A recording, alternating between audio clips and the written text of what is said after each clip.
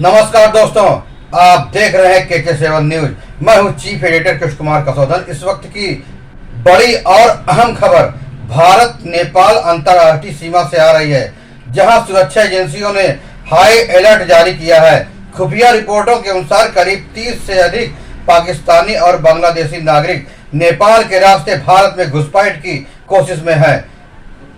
Reports में दावा किया गया है कि ये संदिग्ध नेपाल की सीमा तक पहुंच चुके हैं और अब भारत में प्रवेश की योजना बना रहे हैं।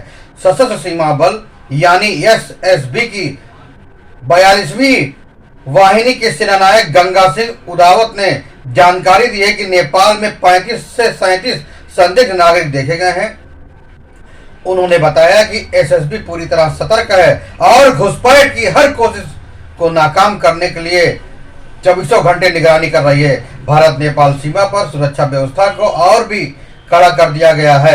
जवान सीमावर्ती जंगलों, सड़कों और गांवों में पैदल गश्त कर रहे हैं। साथ ही वाहनों की मदद से भी निगरानी बढ़ाई गई है। कमांडेंट उदावत ने स्पष्ट किया कि सीमा से केवल भारतीय और नेपाली नागरिकों को ही आने जाने की अनुमति है। किसी भी संदिग्ध गतिविधियों पर तुरंत कार्रवाई के निर्देश दिए गए हैं।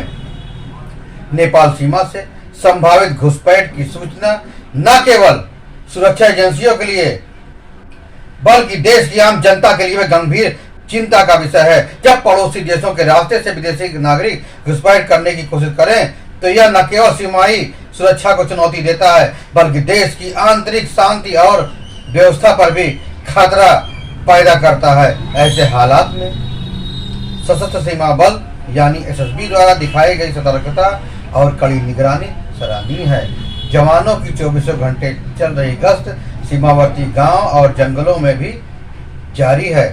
सघन निगरानी यह साबित करती है कि भारत अपनी सीमाओं की सुरक्षा को लेकर पूरी तरह सजग और सतर्क है।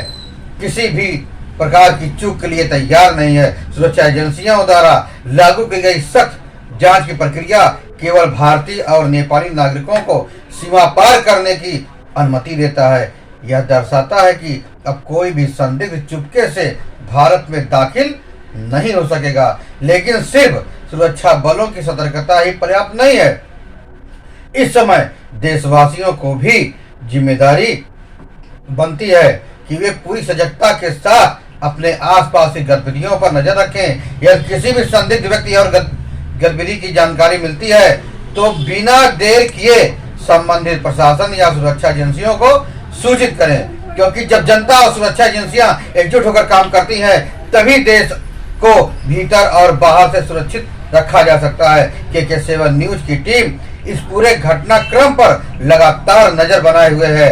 हम आपको हर नए अपडेट से अवगत कराते रहेंगे।